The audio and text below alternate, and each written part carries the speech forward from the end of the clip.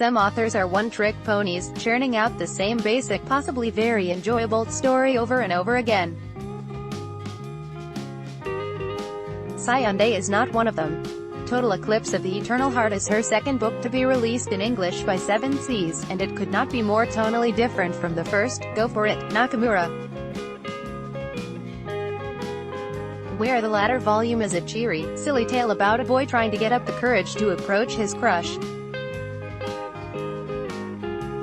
Total Eclipse of the Eternal Heart is a dark horror story about love and murder, set in both 1920 and 2017. Both stories share a BL element, but that's really about it. This story follows Terumichi, a high school boy who has never recovered from either the bullying he was subjected to in his younger years nor his father's rejection of how that bullying hurt him.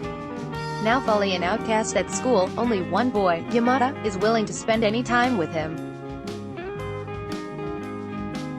Rumors fly that the two are actually a couple, and while that's not true, the fact that Terumichi definitely has a crush on Yamada and that Yamada seems oddly willing to go with it compound Terumichi's insecurities.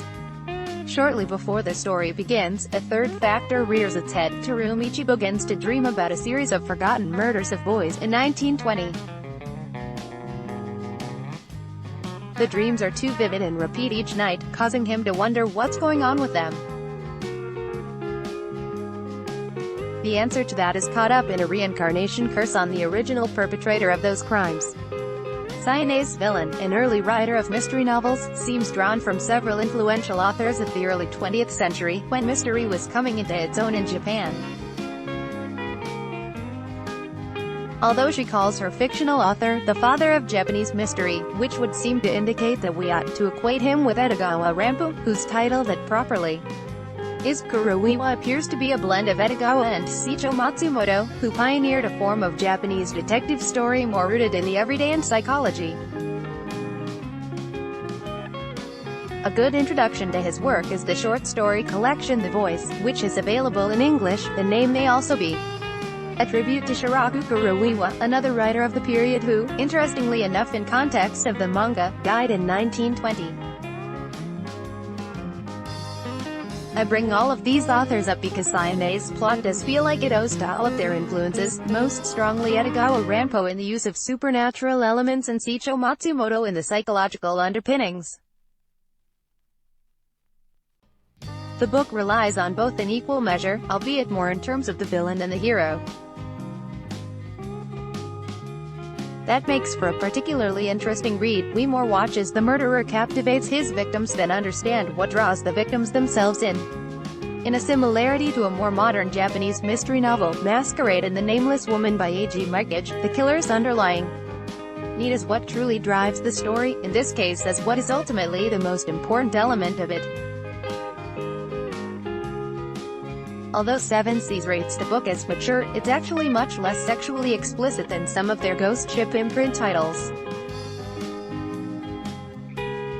Although there are a few sex scenes, none show actual penetration or genitals, more in line with titles that Sublime does not shrink-wrap.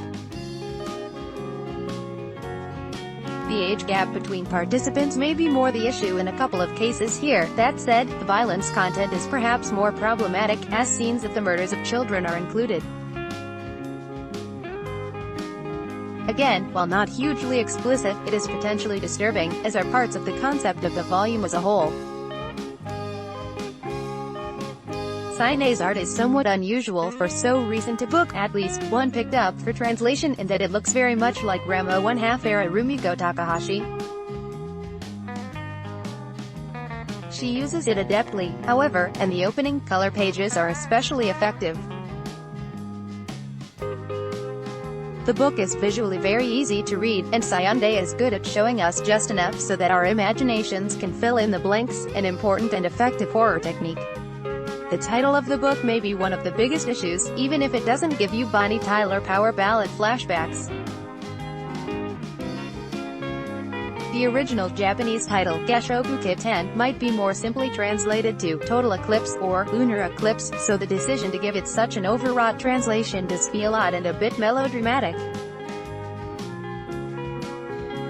While the book may be a bit uncomfortable for those who don't typically read BL, it's worth picking up for fans of horror, mystery hybrids. Its exploration of obsessive love and the curses it spawns makes for a good story, while the ending leaves plenty of room for interpretation. That it's complete in one volume is another point in its favor, as things aren't too drawn out.